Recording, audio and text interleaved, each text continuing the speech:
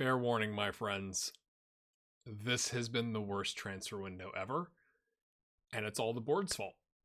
And I'm so mad. Let's do the Champions League draw first.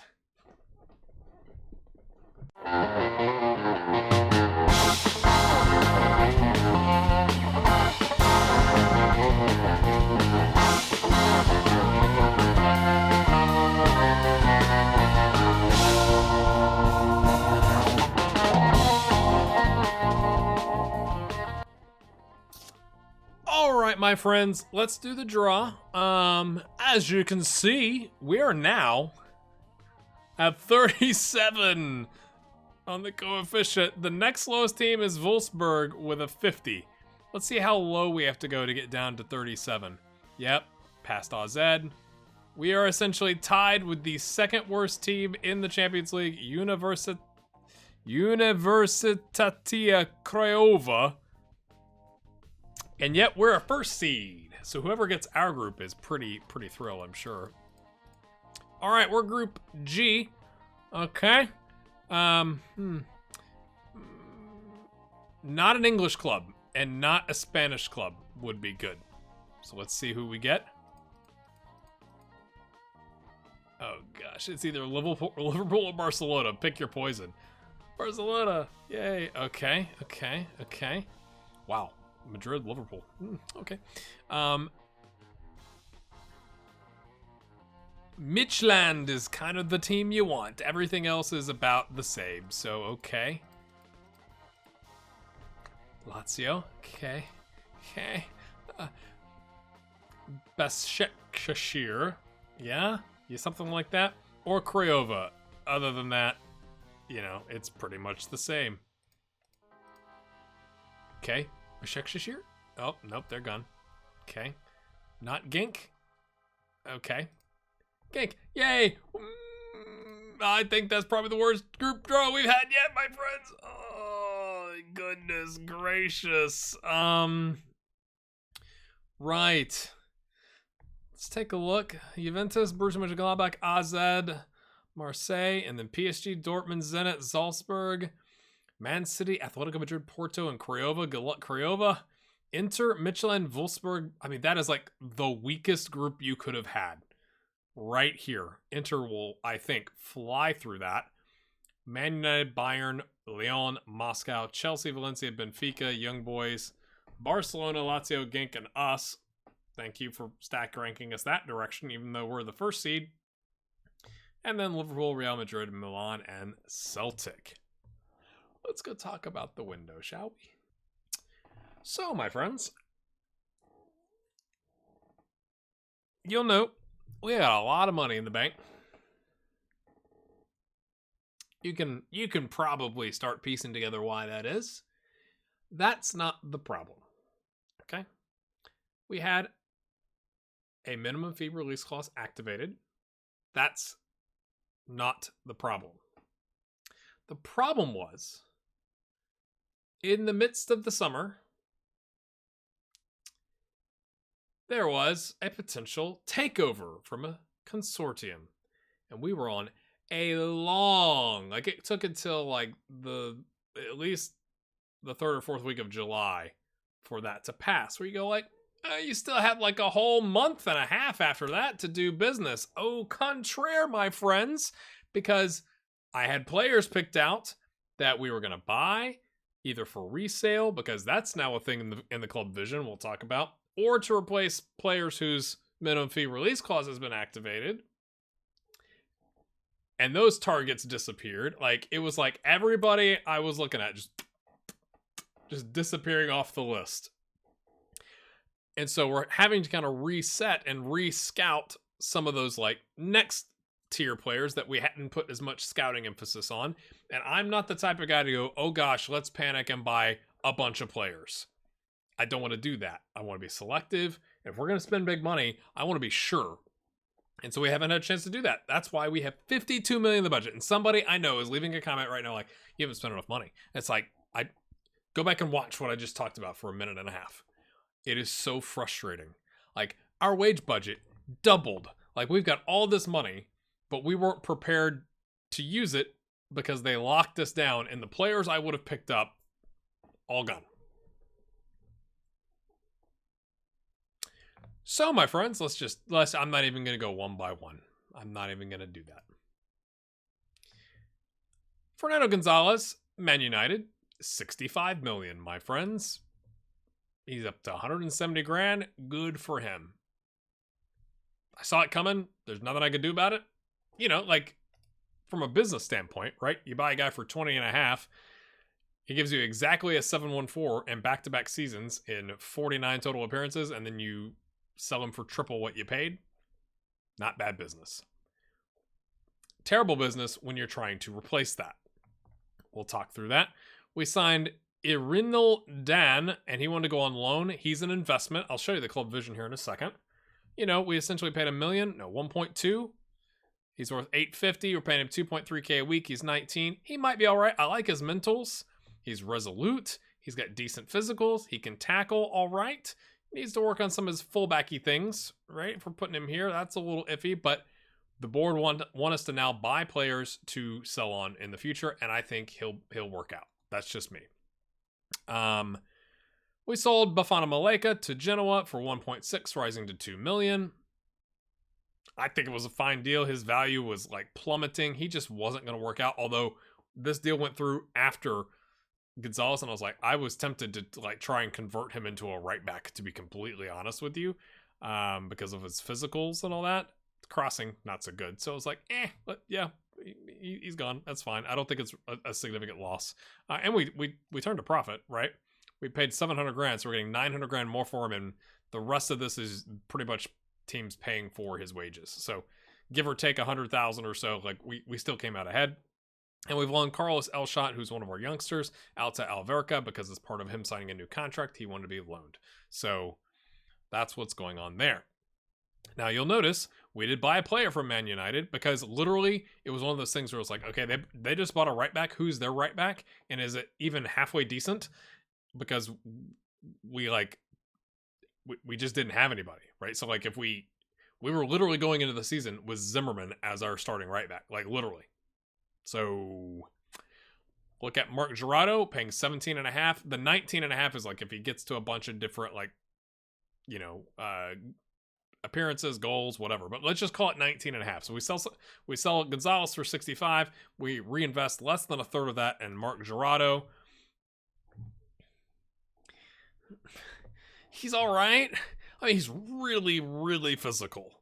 Like and what's also good is if we have games where we can get Zimmerman some game time, we can put Gerardo up here at winger. Like he's not terrible at that, right? But his tackling is a 12. Gonzalez is a 17. His crossing and dribbling are better. He's more of an attacking player, and he wouldn't sign unless we promised him we'd play him as a complete wingback. And so that's what we're gonna do. But if you do the comparison, wait, where is it? Yeah. I mean, he's better at attacking, and he's much faster. So in some ways, that's not terrible because like he can get back, tracking back on defense. He can get forward. He's a little bit more attacking. He is 2 years older, so that's not good. He's not as good at defending. He's not as good mentally. He's not as good in the air. He's the same technically and physically. It's not great. Beggars can't be choosers. I was literally like, oh my God, we are going to walk into this season with Zimmerman as our right back. I was thinking, we're going to play the 3-4-1-2. We're going to have to find a way to make that work. So it's not great. But literally we went so long during the window with players disappearing. It was just like, what do you want me to do? We sold Silas Anderson. I was quite pleased with that one, to be honest with you. Oh, we signed Glenn. Yeah, we'll get to that. Silas Anderson for $7 million, which I think is a fantastic return. Right? We got him for 15.75K. And he just wasn't. I thought about keeping him, but he just wasn't going to develop to be our holding mid, like our central midfielder on defend. We let Rodney Chianoloy go on a free to Venlo, and he's now a breakthrough prospect. Good for him. Nothing really exciting there. As part of signing John Verstappen, which we'll get to, he's a center back. He's a Dutch center back. we had to give up Maurice Jacobs as part of a player exchange. That's the first time I've had an AI manager ask for one of my players in exchange, which I thought was kind of interesting. He's not very good. I was like, sure, throw him in. That's fine. We sold not on what was the phrase? I didn't want to sell this guy. I offered him a contract he's one of our youth prospects, and he turned down the contract, and they offered whatever it is, 850 plus a bunch of the 825 plus all the add-ons, because you're stealing a youth prospect from another team. So like the required compensation is 825 plus a bunch of add-ons that go add it up to over $1 million. We sold Al Luz to Southampton for 10.25, rising to 13.75. He's worth obviously more because he was with Southampton, but he wasn't going to get any better. So like all this is going on. Oh, yes, keep going, my friends. We sold Panya for 30 million. That was planned. He just wasn't going to get any better. I feel like we'd maxed out his capabilities, and it was time to cash in. So I was like, oh, we're going to, like, going into the window. This is in June. Going into the window, we're going to sell Panya. We're going to sell Al Luz. Essentially, we're raising money to be able to buy Glenn, which we did.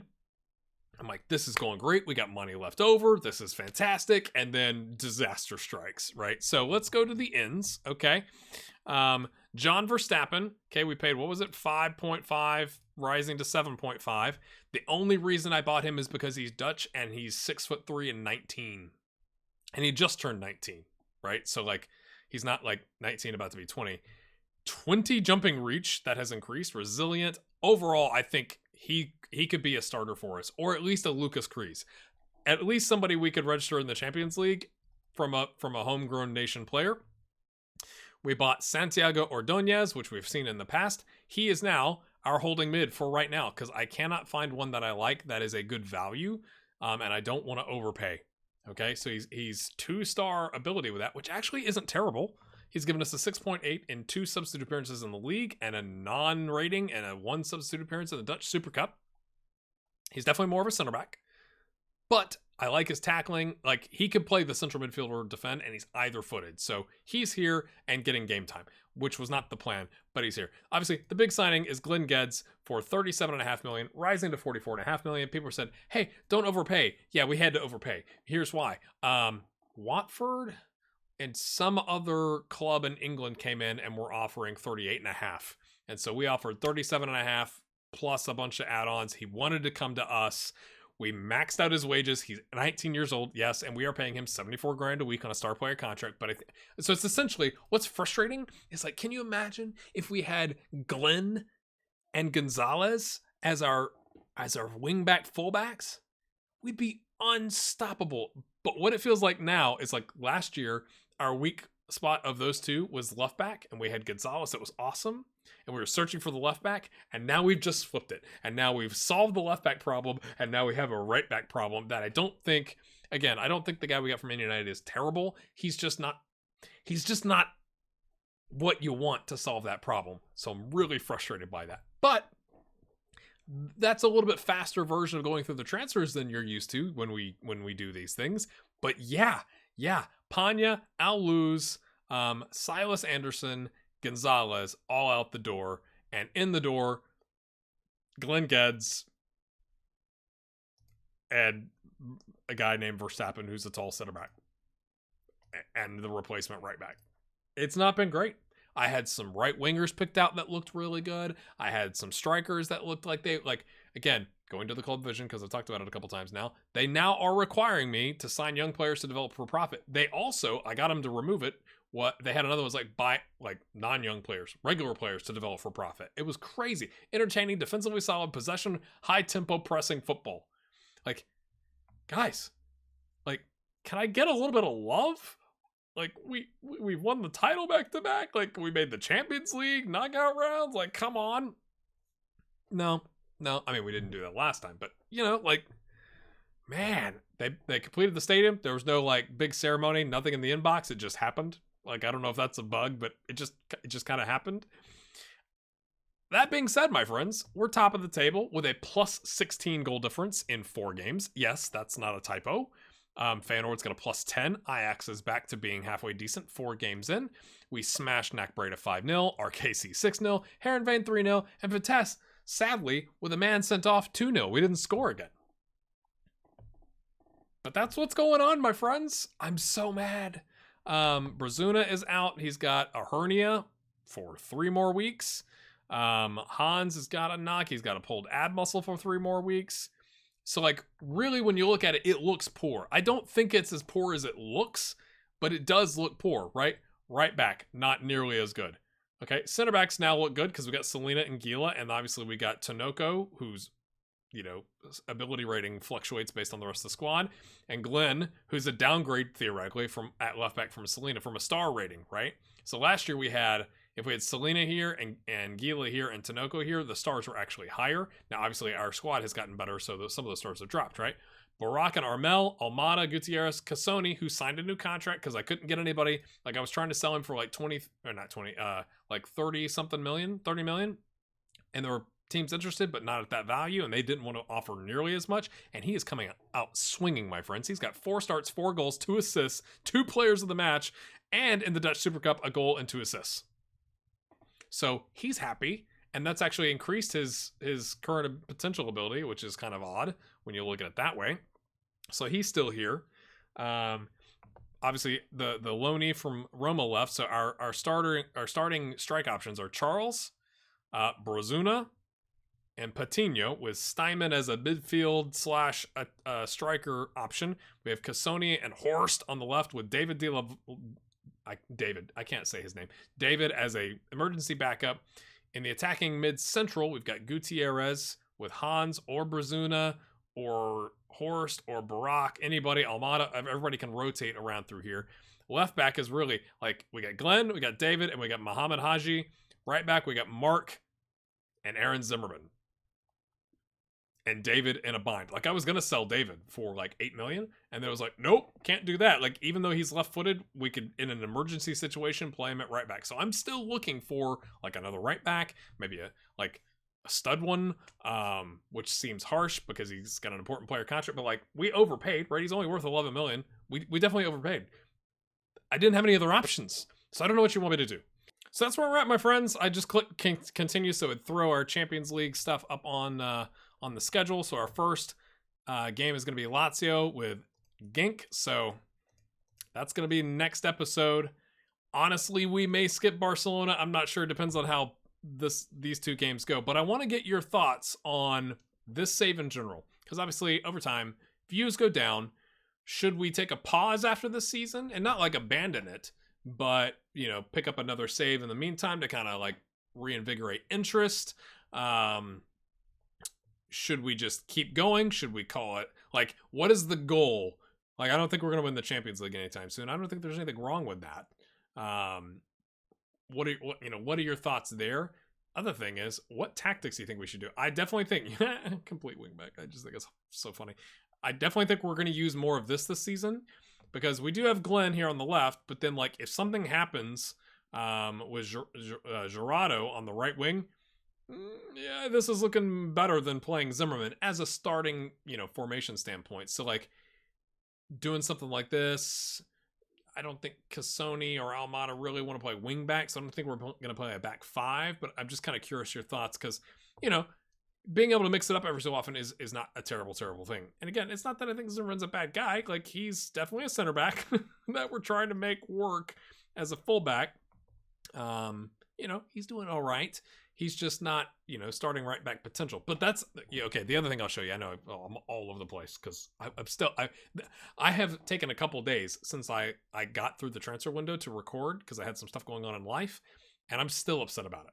So that tells you a whole lot. Like, if we do our registration here, we now have, okay, in terms of players that are homegrown or home club or nation, if we just register them all now,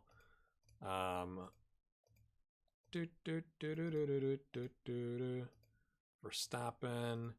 Again, some of those guys are under 21, so we don't have to register all of them. But like, it's a pretty big difference compared to last season, where I think we only registered like 6, and that limited the size of our squad.